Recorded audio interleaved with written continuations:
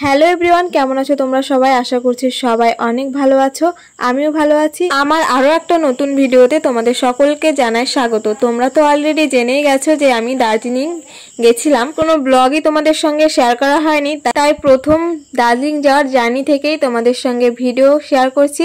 এটা ছিল অষ্টমীর দিন, আমরা অষ্টমীর দিনই ট্রেনে উঠেছি। তো বসে আছি নৈহাটি জংশনে, আমরা তিস্তা তোরসাতে যাব। তো আমরা অনেকক্ষণ আগেই চলে এসেছি, তো ওয়েট করছিলাম সবাই মিলে। সব মিলে আমরা 8 জন ছিলাম, আমি, দিদি, জামাইবাবু, ভাগ্নে। তো আমরা ছিলাম 4 জন, আর ছিল আরো দুটো দিদি আর তাদের বর। তো সব মিলিয়ে মোট 8 জন মিলে আমরা যাচ্ছি। বেশি মানুষ না হলে ঘুরে কোনো মজা নেই একা একা গিয়ে।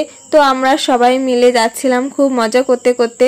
তো অলরেডি আমরা ট্রেন যেখানে থামবে আর কি, যেখানে আমাদের কামরাটা পড়বে, সেখানে যাচ্ছি হেঁটে হেঁটে।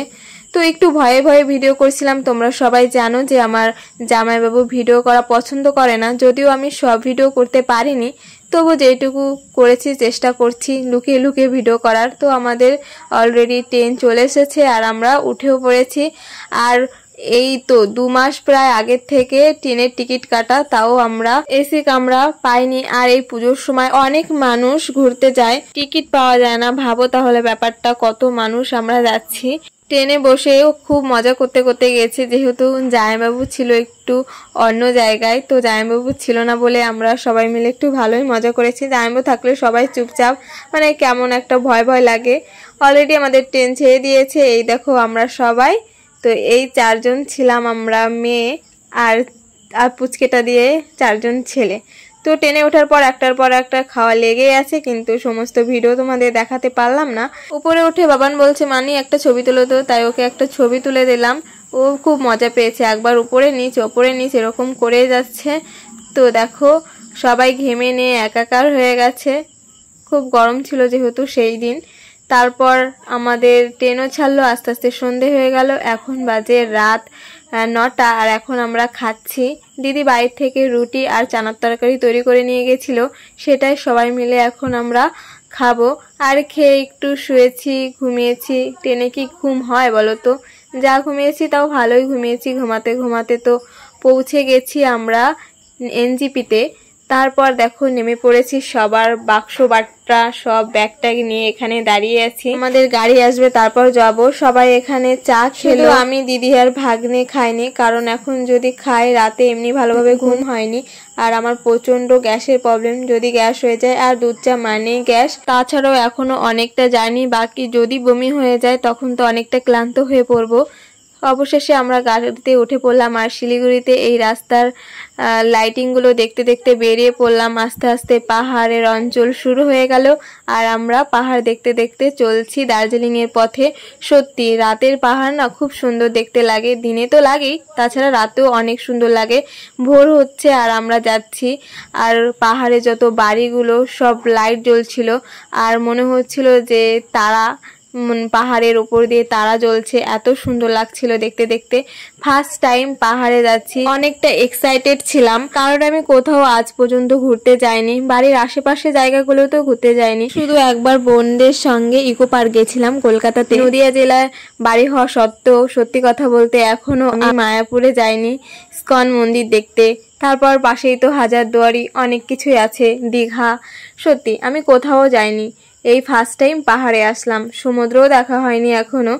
তো আমি বাড়ি থেকে বেরোই না, তোমরা সবাই জানো, যেহেতু এবার হলো ভাগ্যে যাওয়ার, তাই আসলাম। আর কিছু পেতে গেলে কিছু তো ত্যাগ করতেই হয়, সবাই বলে, আর এটা আমার ক্ষেত্রেও হলো। এমন সময় যাওয়া হলো দুর্গাপূজার মধ্যে। এবছর দুর্গাপুজো আমি দেখতেই পারলাম না, প্যান্ডেল হপিং করতে পারলাম না, খুব খারাপ লাগছে। একটা বছর ধরে আমরা ওয়েট করে থাকি এই পুজোর 5টা দিন, আর সেই দিনগুলো ছেড়ে আমি আসলাম পাহাড়ে। তবু একটা ছেড়ে আরেকটা সুন্দর একটা জায়গায় এসছি দেখার জন্য, সত্যি ভালো লাগছে।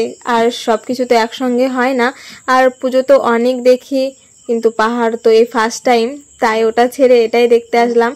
যাচ্ছিলাম গোল গোল করে ঘুরে, অনেক ওপরে উঠেছি, আর অনেকটা ভয় লাগছিল। কিছু কিছু জায়গায় আমি চোখ বন্ধ করেছিলাম, ভাবছিলাম যদি পড়ে যায় চোখ বন্ধ করেই মরে যাব এরকম। আর ড্রাইভারের হাতে আমাদের জান প্রাণ সব থাকে, এরকম রাস্তায় একটু এদিক সেদিক হয়ে গেলে পুরো নিচে পড়ে যাব আর আমাদের বডি কিচ্ছু খুঁজে পাওয়া যাবে না। তোমরা তো জানোই পাহাড় যতটা সুন্দর, প্রকৃতি যতটা সুন্দর ততটাই ভয়ঙ্কর। তো অনেকের অনেক কিছুই হয়ে যায়, যদি ভাগ্যে থাকে তাহলে তো হবে, সেসব চিন্তা করে লাভ নেই। তো আমরা পাহাড় দেখতে দেখতে যাচ্ছি আমাদের হোটেলে, শের বেঙ্গল হোটেল।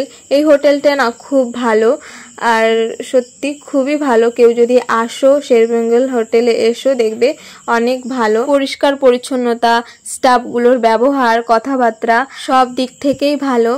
তো এইদিকে সূর্য উঠছে আর আমরা আস্তে আস্তে পৌঁছাচ্ছি হোটেলের দিকে। মাঝখানে এক জায়গায় দাঁড়িয়েছিল, আবার চা খেয়েছে, সঙ্গে ছিল কিছু চা খাওয়ার পোকা, আমার জায়ম্বুও ছিল, আর সাথে আর একটা দিদির বড় ছিল, ভীষণ চা প্রেমিক আর কি, একটু পরপরই চা খায়। ওদের চা খেতে এতটাই ভালো লাগে, যদিও আমি একবারও খাইনি, শুধু হোটেলে পৌঁছে একটু খেয়েছিলাম। যখন এই পাহাড়গুলো, পাহাড়ের উপরে ভেসে থাকা মেঘগুলো দেখছিলাম না, তখন খুব ভালো লাগছিল, মানে এতটা ভালো লাগছিল তোমাদের আমি বলে বোঝাতে পারবো না। মনে হচ্ছে যে আমি কোথায় এলাম আর কোথায় ছিলাম, এতটা উপরে চলে এসেছি।